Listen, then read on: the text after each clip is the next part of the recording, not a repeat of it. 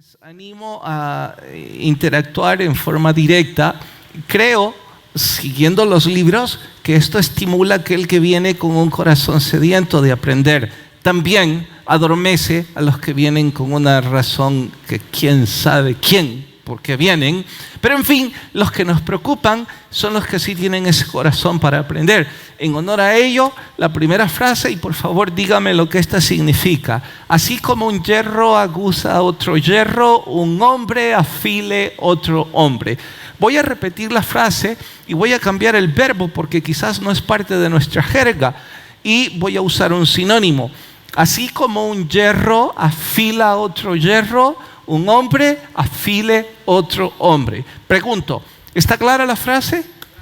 No pregunto si saben interpretarla, sino que ¿está clara la frase? ¿Sí, amén? Bueno, voy a la segunda frase. Asumo que si está clara, podrán interpretar y sugerir qué es lo que esta significa. La segunda es, tenemos la responsabilidad de instruir a otros de la misma forma que nosotros fuimos instruidos. Repito, tenemos la responsabilidad de instruir a otros de la misma forma en que nosotros fuimos instruidos. ¿Me di a entender? Listo. Ahora, por favor, díganme lo que estas frases significan. La primera y la segunda por separado, desde luego. Uno a la vez. Todos han dicho que entendieron, así que deben también deducir lo que estas significan. Pero de forma democrática, uno a la vez, porque con varios me es difícil. Hermano, la primera.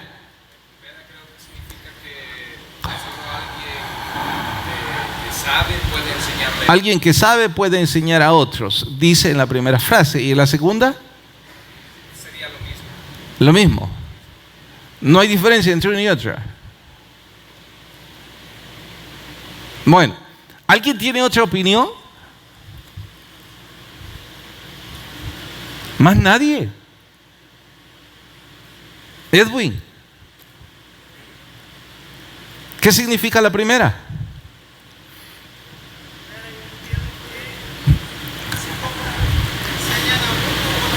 Así como le enseñan a uno, uno debe enseñar. ¿Y la segunda?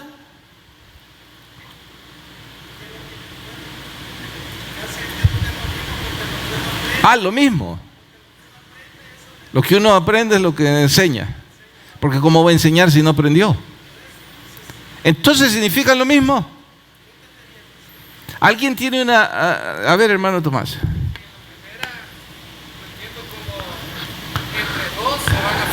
Entre dos se van afilando.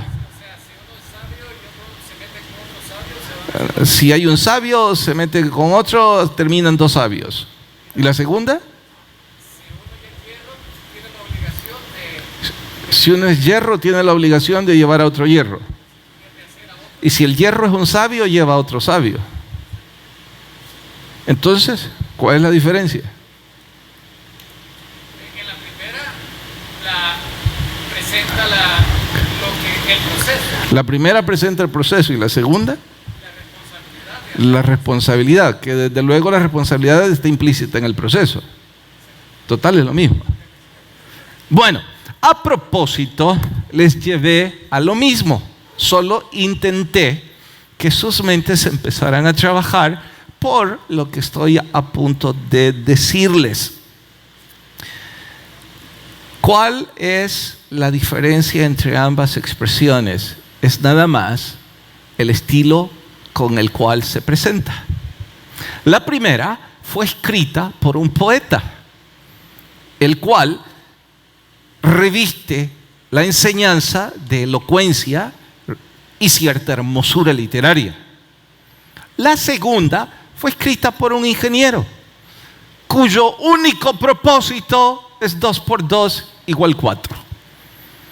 Ambas significan lo mismo. Lo único es la forma en cómo se presentan. ¿Me di a entender? ¿Y por qué esto? Por la siguiente pregunta. En cuanto a oratoria se refiere, en cuanto a presentación, ¿cuál de estos dos estilos es el mejor? ¿El estilo hermoso, elocuente o el estilo práctico y corriente? ¿Cuál es el mejor? ¿Sí, hermano? Los dos, porque depende el uso que se le va a dar. Bueno, para que tengan un patrón de decisión, les pregunto, ¿quién es el supremo maestro, el que nos da el mejor ejemplo a seguir? ¿Quién es el mejor orador de todos los tiempos? Nuestro Señor Jesucristo. Les pregunto, ¿cuál era el estilo que Él frecuentemente usaba? ¿El primero o el segundo? El primero, ¿verdad? Su oratoria estaba revestida de poesía y de elocuencia. Enseñaba la misma verdad, pero con tanta belleza que difícilmente la gente podía olvidar la enseñanza, porque la belleza de la oratoria revestía y estimulaba el intelecto y el corazón de los que recibían. En honor a ello, debo decir, si nuestro Señor Jesucristo es nuestro ejemplo, y aunque esto no es un tema dirigido a los predicadores, a los maestros de capilla y a los que tenemos la responsabilidad de instruir usando la oratoria como instrumento, pues usted y yo tenemos la misma responsabilidad. Yo no soy quien para sugerirles qué estilo deberían ocupar, pero si me remito a la historia bíblica, debo decir que nuestro ejemplo es nuestro Señor. Por supuesto que revestir nuestra presentación de elocuencia, de un poco de poesía y de hermosura, no basta con haber leído 10 minutos un pasaje y decir, estoy listo. Eso requiere largas horas de estudio y de preparación, además, desde luego, de la unción del Espíritu Santo. Con esto les insto y les animo, los que somos predicadores, los que son maestros, nuestro ejemplo a seguir es nuestro Señor Jesús. Así es que si su oratoria carece de elocuencia, de presentación y de preparación, lo que grita es su irresponsabilidad y soberbia al creerse que es alguien que conoce las cosas y no necesita todas esas horas de preparación y estudio que sin duda nuestro Señor debió pasar. Pero si creen que nuestro Señor es el ejemplo aislado porque es el Hijo de Dios, ¿de qué están hablando? Salomón, si es que queremos poner un segundo, tenía el mismo estilo. Si quieren poner un tercero, es Apolos, poderoso en palabra. Y así no terminarían la cantidad de ejemplos bíblicos que nosotros deberíamos seguir. ¿Y qué es todo esto? Es la introducción a el lenguaje retórico que Jeremías está a punto de presentarnos, porque de aquí en adelante se darán cuenta que Jeremías era un artista. Si hago mal en decir que Salomón es superior a él, pues pido perdón a la historia, porque cuando leo su libro, usa parábolas, usa símiles, usa actuación, usa dramatización, usa hipérboles. Oigan, creo que era un artista completo cuando se trataba de instruir la palabra, y no estoy exagerando en nada. Ya se darán cuenta pronto que algunas de sus profecías las dramatiza, las vive, y vaya que hay hermosura literaria en todo esto. En fin, hoy nos va a presentar 3 figuras literarias. Sin la aplicación básica, probablemente entendemos poco o nada, especialmente por nuestro contexto, ya les aclaro eso. Pero con la explicación mínima se darán cuenta que resulta sencillo. ¿Qué es lo que vamos a hacer de aquí en adelante? Número 1, voy a mostrarles las 3 figuras. Mientras les estoy mostrando las 3 figuras, juntos esforcémonos por intentar interpretar el significado. Así como se esforzaron y lo hicieron bastante bien en decir qué representa o qué significa que un hierro afile otro hierro, ustedes, mientras estamos leyendo, mientras estoy explicando, aventájenme en sus mentes y traten de interpretarlo.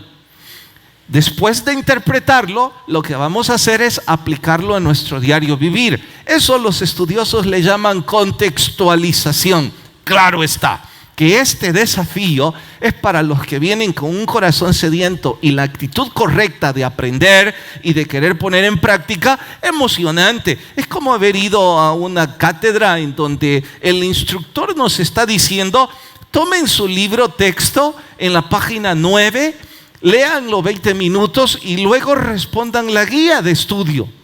Después vamos a discutirla. Nadie va a sentir el tiempo. Todos llegaron con la actitud correcta de aprender. Comerán, devorarán la página 9 y se esforzarán por entenderla y luego por responder la guía, y lo que no entendieron, pues discutirlo. Si se trata de 40 minutos, esos 40 minutos parecerán 5. De igual forma, yo creo, para los que tienen un corazón para la palabra de Dios, significarán 9 minutos. Para los que vinieron por razones equivocadas, Dios los guarde en el sueño que están a punto de empezar, porque no van a entender nada, ni me preocupa, ni es mi asunto. Pero en fin, vamos a Jeremías capítulo 1, nuestro estudio de hoy, los 2 peores errores de mi pueblo. Capítulo 1, libro de Jeremías, vamos al versículo 11. ¿Listas sus Biblias? Capítulo 1, libro de Jeremías. Y aunque no nos atañe, pero sería un pecado no decirlo. Es muy probable que algunos de ustedes pensaron, mire, depende también del auditorium que van a escuchar, así hablar con poesía, con elocuencia o no. Nuestro Señor, mucho tiempo, se dirigió a un auditorium no muy estudiado, no muy parte del grupo académico. Y no por eso ellos no estaban preparados a recibir.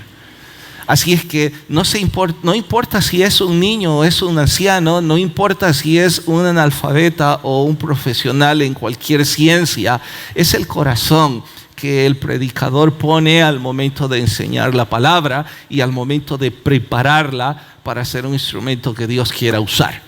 Bien, capítulo 1, versículo 11, ¿listos? Dice: la palabra de Jehová vino a mí diciendo, ¿qué ves tú, Jeremías? Primera figura, en voz alta, digan ustedes. Y dije, veo una vara de almendro. Ustedes tienen que saber qué significa esa vara de almendro. Y me dijo Jehová, bien has visto, porque yo apresuro mi palabra para ponerla por obra. Vino a mí la palabra de Jehová por segunda vez, diciendo, ¿qué ves tú? En voz alta, veo una olla que hierve y su faz está hacia el norte. Faz en este caso tiende hacia el norte, tiende a desbordarse. Bueno, algunos, los más acuciosos de ustedes, estarán a punto de preguntarme, ¿y qué tiene que ver todo esto con la temática? Porque oigan, la temática es el tema. Lo que Jeremías va a hacer es presentar un bosquejo homilético en donde tiene un tema y 3 puntos. Pero lejos de hacerlo de forma sencilla, matemática, lo va a hacer de forma elocuente y poética. Pone el tema y pone 3 ilustraciones. Cada ilustración, desde luego, es un punto a enseñar. Así que ustedes ya leyeron los primeros 2 puntos, la vara de almendro y la olla hirviendo. Pero, ¿qué significa eso? Bueno, ese es vuestro trabajo. Vayan al capítulo 2 ahora, versículo 13. 2:13, porque 2 males ha hecho mi pueblo. Me dejaron a mí fuente de agua viva y cavaron para sí cisternas rotas que no retienen agua. Este es el 3er punto del bosquejo homilético del profeta. Hasta ahí leemos y oramos. Señor, te rogamos tu Espíritu hable a nuestras vidas, que podamos aprender y crecer en el estudio de tu palabra. Gracias por ser tan bueno con nosotros en Cristo Jesús. Amén. Pueden tomar vuestro asiento. ¿Qué significa la vara de almendro y la olla que hierve? Antes de explicarles, debo acotar. El auditorium de Jeremías conocía de sobra estas figuras. Ustedes y yo, por ser citadinos, difícilmente podemos interpretar en forma directa. Por eso necesitamos un poquito de contexto. Ahora, estoy haciendo la aclaración no porque el profeta se disculpe por usar un lenguaje poético. Estoy haciendo la aclaración porque alguno de ustedes puede sugerir, ¿De qué sirve hablar de forma elocuente ante un auditorium que no sabe de qué se trata? Paren ahí. Ustedes y yo no sabemos de qué se trata porque no somos agricultores y porque nuestro rubro de vida es distante a esta cultura. Pero ellos sabían más que bien lo que representaba cada una de estas figuras. Lo que yo ahora haré es explicárselos. Pero antes de explicárselos, en mi posición de predicador, debo hacer un paralelismo, siguiendo el estilo del profeta y decir que de forma semejante o paralela sucede hoy día aquí. Mire, en El Salvador tenemos cantidad de radios evangélicas, cantidad de programas evangélicos en cable y televisión, tenemos increíble cantidad de iglesias, tenemos increíble cantidad de información en internet. Estamos inundados de información y de palabra de Dios, pero no por ello a una cantidad grande le importe. Olvidemos nuestro universo refiriéndome al país o Latinoamérica. Hablemos de esta iglesia.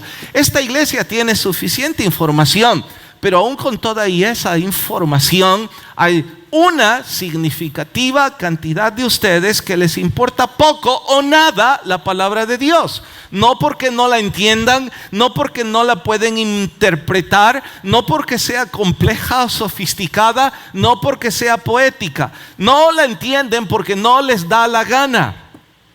No vienen con un corazón sediento, no tienen disposición espiritual, no tienen una mente abierta para Dios. No importa si el que habla es aburrido o es muy animado, la palabra de Dios por sí sola siempre habla.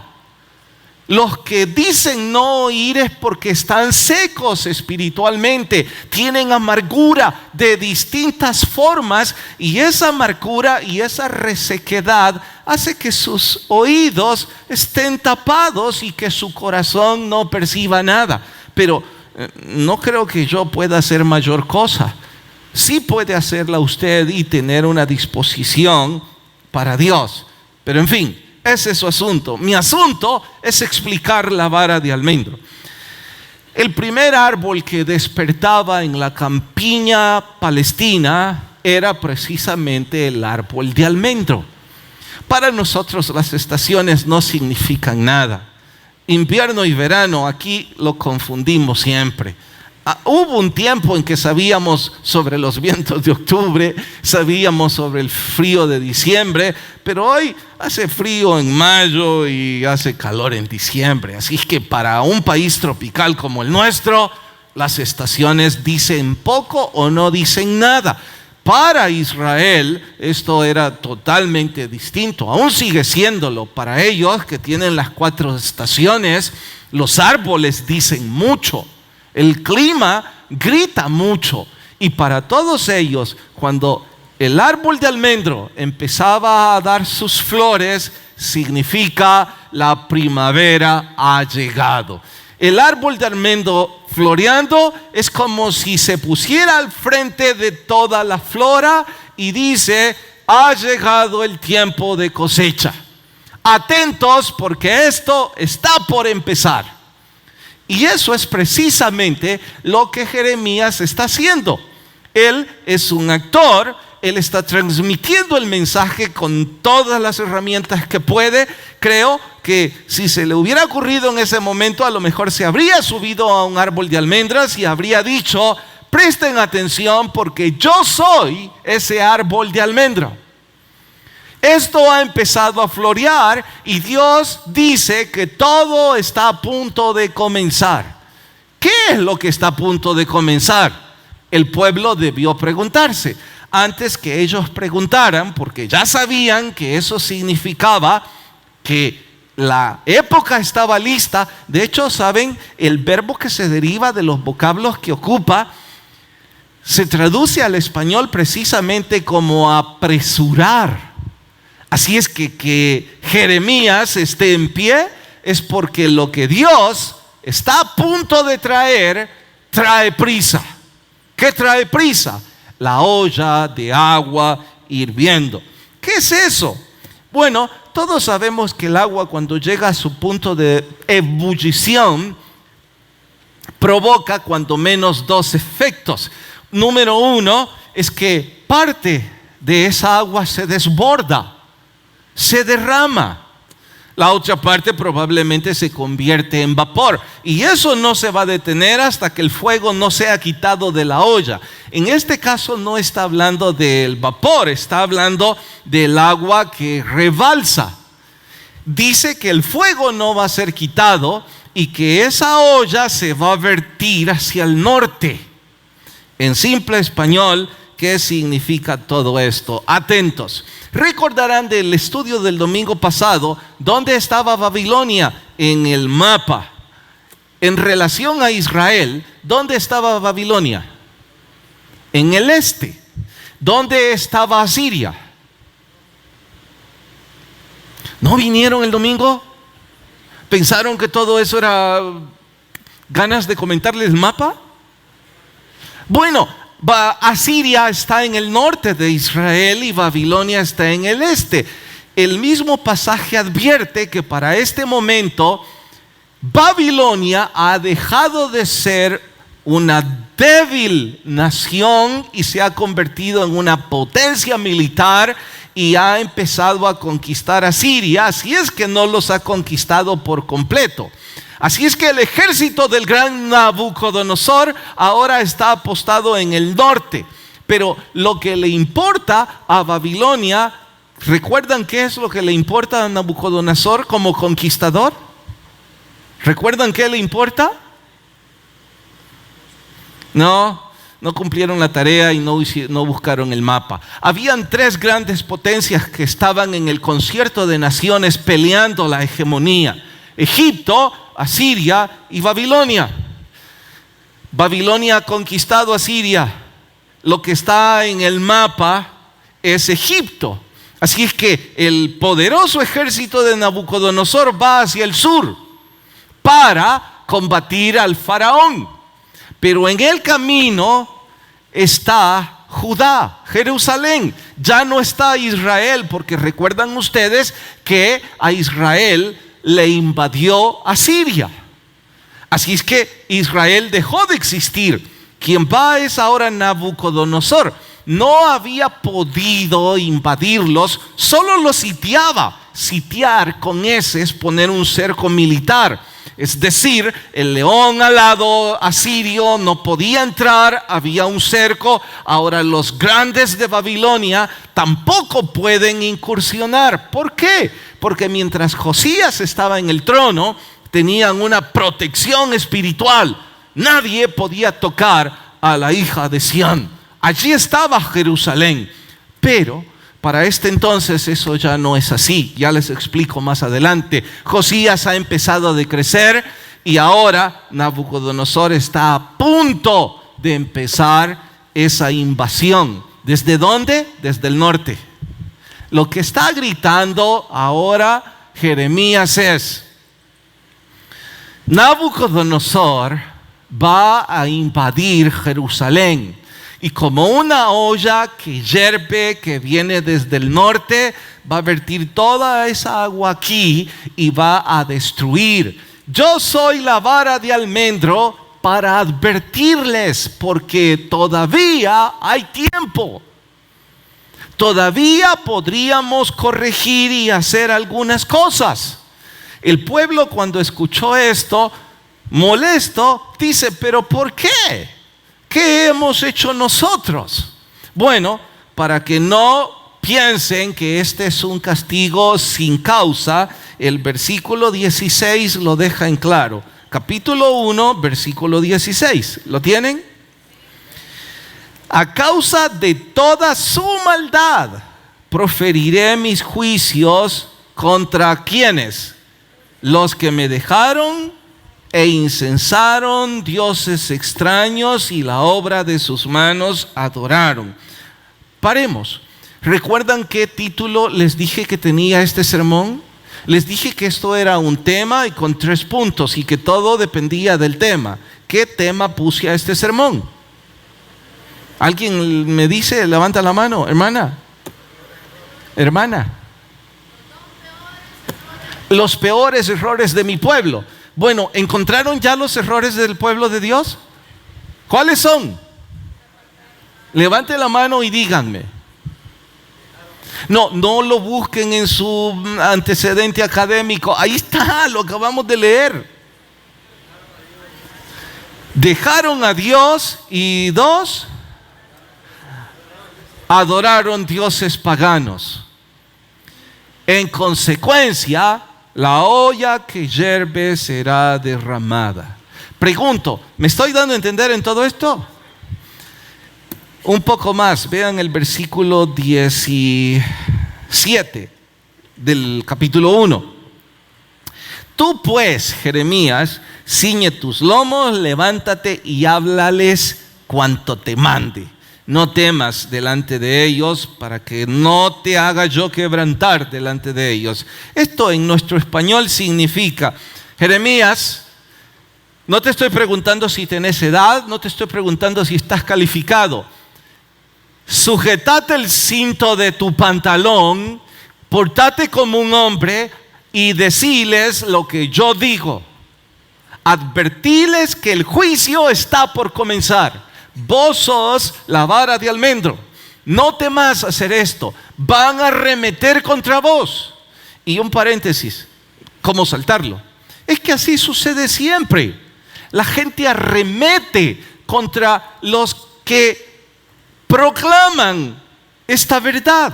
Mire, digo esta verdad por no decirlo en forma bíblica, porque algunos creen que son clichés religiosos, pero si ocupara vocabulario religioso diría, la gente arremete contra los que predican la palabra de Dios.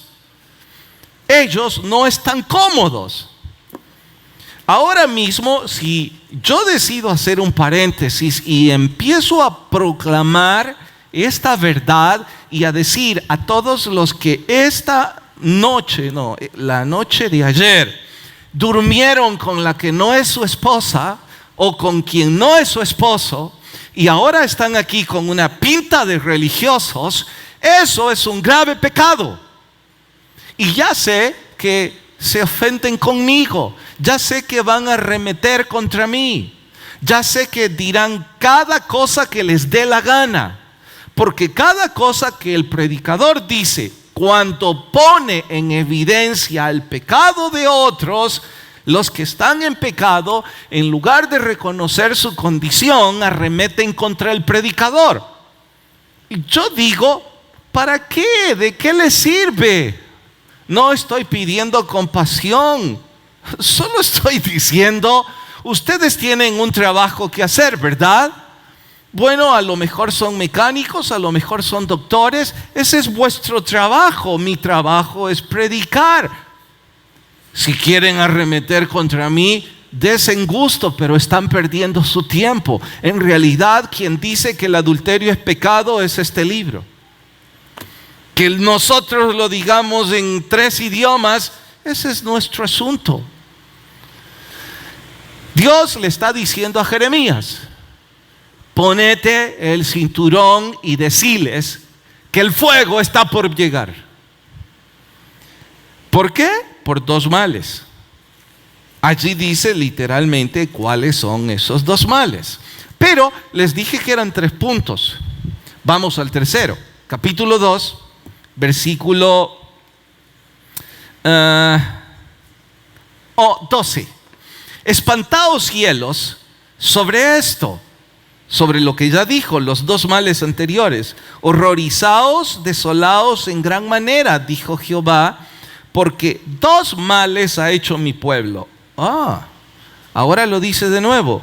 Me dejaron a mí, fuente de agua viva, y cavaron para sí cisternas rotas que no retienen agua. Lo mismo que antes, pero de nuevo, ahora dicho con elocuencia, de forma retórica.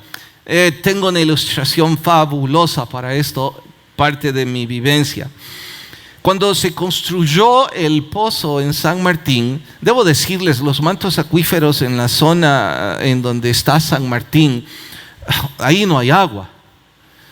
Hubo un tiempo en que la OPAMS dio órdenes de no crecer hacia ese sector de la ciudad, precisamente por la ausencia de mantos acuíferos. De hecho, en ese entonces ni siquiera había agua de Anda, todo teníamos que comprarlo, desde el lago de Ilopango para aguas jabonosas. Con la ayuda de ministerios extranjeros, 2 o 3 iglesias que nos apoyan, construimos un pozo. 185 metros de profundidad. ¿Pueden imaginar? Parecía que estábamos buscando petróleo.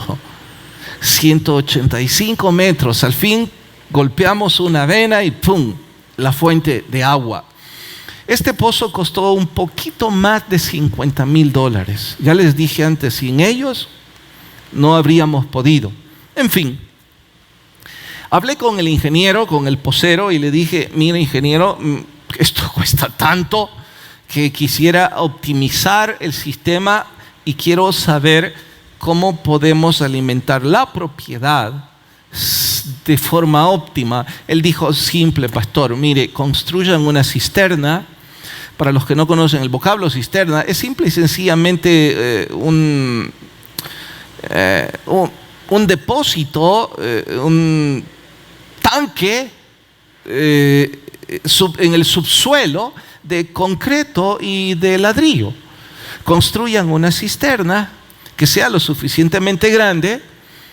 1 o 2 horas el pozo va a bombear agua a la cisterna y esa cisterna alimenta la propiedad todo el día. De esa forma usted protege el pozo, que cuesta $50,000, y da suficiente agua a toda la propiedad y asunto resuelto. Yo dije: fantástico. Bueno, hablé con los encargados y como el dinero no es algo que rebalse en la iglesia, le dije al que estaba coordinando el proyecto: mira, la cisterna que está ahí desde hace 30 o 40 años, limpiala y la vamos a usar, vamos a poner una nueva máquina y listo. Pastor, hecho. El pocero supo, me llamó, me dijo: no haga eso. ¿Por qué no? Pastor, no haga eso. Él me dijo por teléfono, logramos cierta amistad en todo ese tiempo. Mire, me dijo, usted necesita limpiar y revisar esa cisterna de arriba abajo, si es que no hace mejor una nueva. Y yo le dije: ¿cuánto cuesta limpiarla de arriba abajo con gente profesional como usted? $2,000 o $3,000. Dije yo, esto iba a ganar otros $2,000. Bueno, ahí la limpiamos. No, me dijo, hagamos un trato, pastor. Yo voy a ir a limpiarle eso. Y si después de limpiársela usted justifica que fue un gasto innecesario, no me pague. Pero si usted justifica que fue un gasto necesario, pues me paga. Yo dije: wow, cuánta honestidad de este hombre. Dele, hágalo. 3 días más tarde me llamó porque envió a sus técnicos. Venga. ¿Para qué? Venga, pastor, tiene que ver esto. Yo dije: quiere justificar el gasto. Así es que llegué: métase. ¿Para qué? Métase. Aquí lo vamos a alumbrar. Wow, cuando yo vi eso, ¿sabe que las raíces de los árboles cercanos, de forma sigilosa, habían agrietado en el fondo la cisterna y habían entrado y salido del concreto como si fuera alienígenas? El concreto parecía un solo cuerpo con las raíces de estos árboles. El ingeniero me dijo: ¿sabe que esto provocaría que el pozo trabaje día y noche? ¿Que esta cisterna no va a retener agua? ¿Que uno de estos días va a colapsar? ¿Y que usted va a haber botado $50,000? Se imagina, yo quería abrazar al pocero y decirle: wow, gracias. Pastor, me dijo, estas cisternas viejas regularmente están agrietadas por raíces de árboles o por el moho o por cualquier otra complicación química. Por eso se lo dije. Son cisternas que no retienen agua y que la poca agua que retienen está podrida, está contaminada. Esto va a envenenar su sistema. Bueno, ¿qué hay que hacer? Dije. Ya tengo el presupuesto, no la vamos a hacer colapsar, la podemos salvar. Eso es una cisterna rota que no retiene agua y la poca que retiene está podrida, envenena. Dios les dijo a través de esta figura: ustedes me han dejado a mí. Primer grave error, que soy fuente de agua viva. Y para entonces, en la campiña pastoril de Palestina, ustedes deben saber que los mantos acuíferos eran inexistentes prácticamente. Tener un pozo era ser rico. Y ellos lo tenían la fuente de agua viva. Dios dice: me dejan a mí. ¿Para qué? Para beber agua de cisternas que no retienen agua y que están con agua podrida, para envenenar sus almas. Esos son sus dos grandes males. Pregunto, ¿me di a entender en la tercera figura? ¿Sí amén o no amén?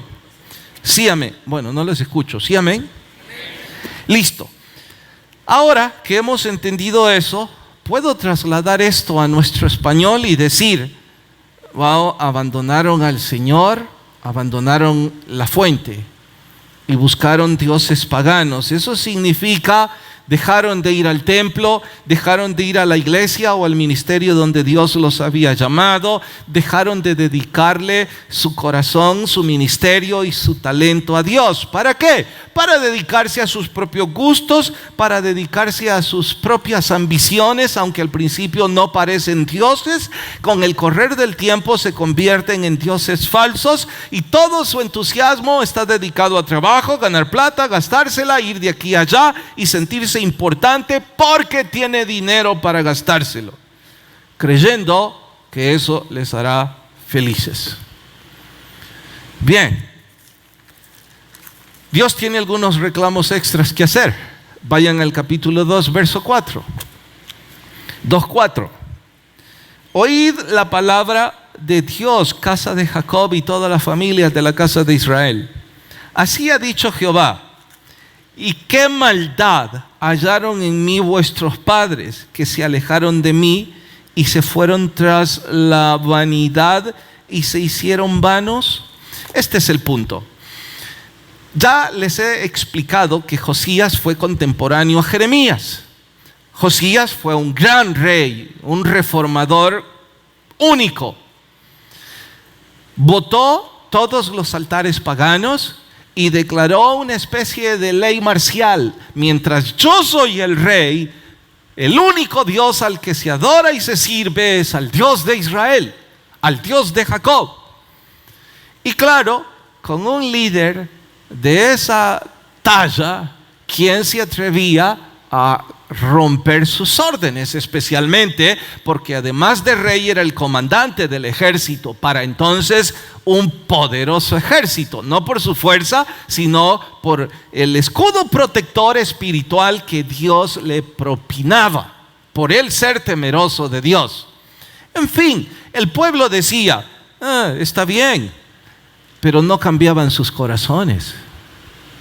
En lo íntimo de sus casas, como ya no les permitían tener esos ídolos grandes, esos becerros de oro, entonces ellos se habían hecho pequeños talismanes. Y en la privacidad de sus casas, ellos seguían adorando a esos dioses y teniendo esas fiestas paganas. Estoy diciendo que quien volvió su corazón a Dios era Josías y unos pocos, pero el pueblo seguía igual o peor. Digo peor porque aparentaban piedad, pero en realidad era una grave pantomima. En lo íntimo hacían lo que les daba la gana. Y Dios no mira el exterior, conoce el interior de nuestros corazones. Ahora que ya estamos cumpliendo la primera parte, que era interpretar y entender las figuras, vamos a la segunda parte. Hay que aplicarla a nuestro diario vivir, y en ese sentido tengo que preguntar, tomar la misma pregunta que Dios hace a ellos y hacérmela yo y hacérselas a ustedes. ¿Qué mal les ha hecho Dios para que ustedes lo dejen? ¿En qué les ha fallado? No, por favor, deje la niñería. Que el pastor, que el líder, que aquí, que... Tome una actitud seria y responsable, porque la pregunta es que ¿qué le hizo Dios para que usted le abandonara? Para que usted ya no sirva, para que usted deje el ministerio, para que usted esté tal como ahora está. ¿Cómo? Sin hacer nada. ¿En qué le falló Dios? Porque en efecto, si Dios le falló, razón tiene de quejarse, ¿no? Citando más ejemplos, aquí hay esposos, esposas, que vienen a la iglesia, hijos, para llevar la fiesta en paz. Dentro de la familia, es que tienen dentro del grupo familiar, tienen un Josías o una Josías que tiene un liderazgo férreo, que sí no son perfectos, pero aman a Dios, tienen un testimonio que de vez en cuando tratan de minarlo con puras tonterías, pero igual los golpean. Ahora, eso no rebaja el liderazgo espiritual que esos Josías tienen. Así es que, para no pelear y llevar la fiesta en paz, debido al liderazgo espiritual o de ese esposo o de esa esposa o de ese hijo, pues vienen a la iglesia por el liderazgo de Josías. Pero que sus corazones amen a Dios, no. En lo íntimo de su corazón están como esos idólatras. Ellos no están interesados en Dios. No vinieron esta mañana sedientos de arrepentirse y de obedecer el mensaje que Dios tiene para ellos. ¿Cómo vinieron? A cumplir la pantomima. Y ojalá el pastor no toque mi pecado, porque yo voy a seguir haciendo lo que me dé la gana. ¿Qué les hizo el Señor? Es la pregunta. Deje de arremeter contra el predicador, el líder o las personas que están aquí. El asunto es que ¿qué le hizo el Señor? Hasta donde yo sé, lo que Dios hizo fue sanarnos de esa enfermedad angustiosa. Lo que Dios hizo fue darnos familia cuando ya la habíamos perdido debido a nuestro desorden de vida en el pasado. Lo que Dios nos dio es una oportunidad de restaurarnos económicamente. Lo que encontramos en Dios fue una fuente de agua viva que ahora querés dejar para ir en pos de una cisterna que no retiene agua. No, pero hay más. Capítulo 2, verso 9. Desde el 8 leamos. Los sacerdotes no dijeron, ¿dónde está Jehová? Y los que tenían la ley no me conocieron. Y los pastores se rebelaron contra mí. Los profetas profetizaron en nombre de Baal. Wow, terrible. Todo el liderazgo de Israel, el civil y el religioso, era una corrupción desastrosa. Verso 9. Por tanto, contenderé aún con vosotros, dije Jehová, y con los hijos de vuestros hijos pleitearé, porque pasad a las costas de Quitín y mirad y enviad a Cedar. Quitín y Cedar son naciones vecinas, con religiones paganas y politeístas. Vayan ahí, considerad cuidadosamente y ved si se ha hecho cosa como lo que se hace en Israel. Verso 11, ¿acaso alguna nación ha cambiado a sus dioses, aunque ellos no son dioses? Sin embargo, mi pueblo ha trocado su gloria por lo que no aprovecha. Ahora lo voy a aplicar. El asunto es este, entre otros 30 ejemplos.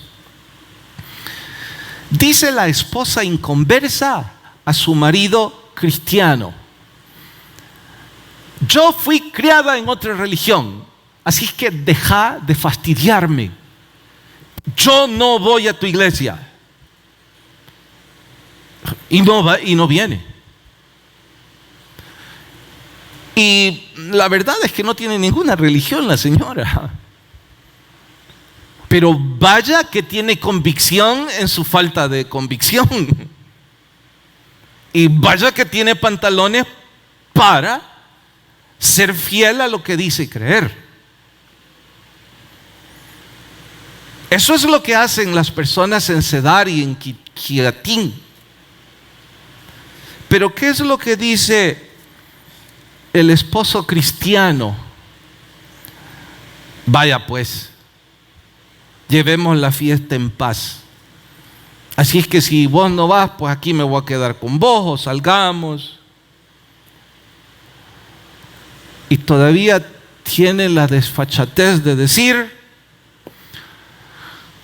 Dios nos llama a la paz y a la comunión. Wow. Miedo a su idólatra mujer se llama en verdad. Y falta de respeto y convicción a su Dios. Esa es la verdad. El hombre idólatra dice: nos vamos en vacaciones, playa, donde sea.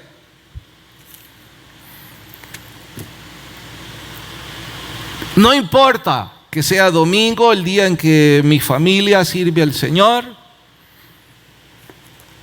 Y de veras a él, al idólatra, al que no es cristiano o a la que no es cristiana, no se les juzga. Esto no es una crítica contra ellos. Ellos tienen razón, ellos no conocen a Dios. Sus dioses son esos. Ellos son fieles a sus creencias.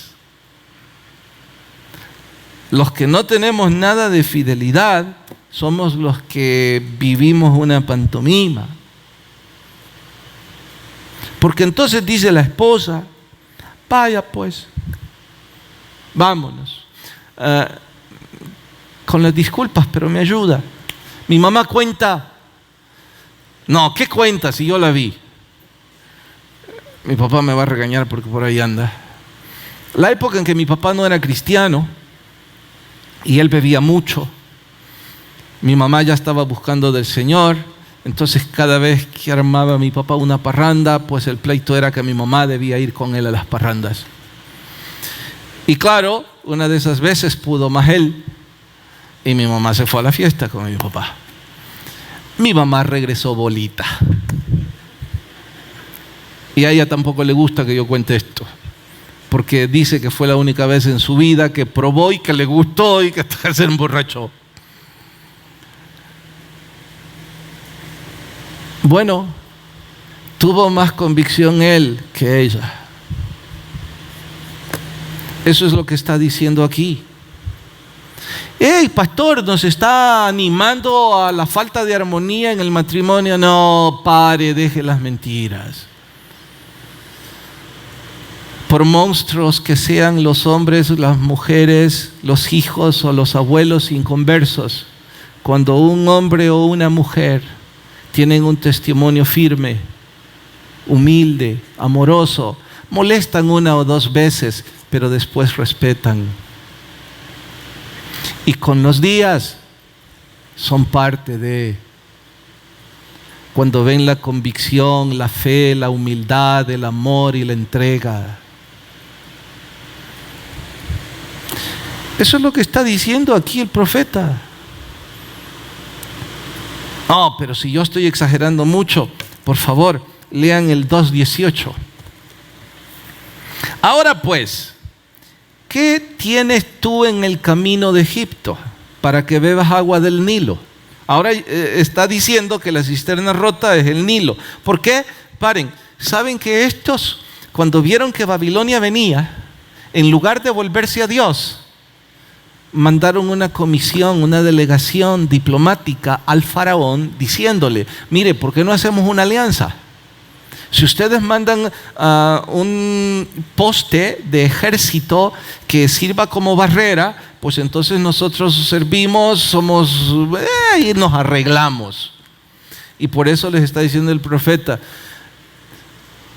quieren beber agua del Nilo en lugar de volverse a Dios. ¿Acaso no fueron testigos que mientras sirvieron al Dios de Josías había un escudo milagroso que nadie tocaba? No. Verso 19. Tu maldad te castigará y tus rebeldías te condenarán. Sabe pues y ve cuán malo y amargo es el haber dejado a Jehová tu Dios y faltar mi temor en ti, dice Jehová de los ejércitos. Desde muy atrás rompiste tu yugo y tus ataduras y dijiste, dígalo en voz alta. No, por favor, en voz alta todos. Y dijiste, ok, escuchen. Todos los que están sin servir al Señor en un ministerio de forma sistemática, diligente, esto es con ustedes. Aquí soy yo ahora la vara de almendro. Y después arremeta contra mí y tíreme piedras. Y yo sé que va a encontrar cosas en mí de las que no me enorgullezco, como para usted mitigar su grave error. No le sirve de nada. Porque todos los que han decidido no servir a Dios están aquí fotografiados. Siga leyendo. Con todo eso, sobre todo collado alto y debajo de todo árbol frondoso, te echabas como ramera. Wow, si se enojaron conmigo, esperen lo que falta. Es que ¿sabe qué está haciendo este poeta ahora? Dice que en lugar de servir a Dios, iban tras sus dioses paganos, que giraban alrededor de la prostitución, alrededor de una cantidad de desenfrenos morales. Verso 22, aunque te laves con lejía y amontones jabón, la mancha de tu pecado va a permanecer. ¿Cómo puedes decir, verso 23? Paren, ¿saben? Cuando el profeta estaba diciendo todo esto, ¿sabe qué dijo el pueblo? No, hombre, este Jeremías es un exagerado. Como creo que algunos dicen, vino loco el pastor hoy. Bueno, esperen. ¿Cómo puedes decir no soy inmunda? Nunca anduve tras los Baales. Mira tu proceder en el valle, conócelo que has hecho. Dromedaria ligera que tuerce el camino. Si alguien quería insultar a alguien religiosamente, aquí tiene, dromedario ligero o ligera. Averigüen qué es eso.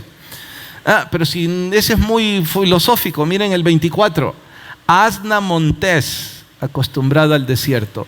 Ese es burro de monte. Que en su ardor olfatea el viento de su lujuria.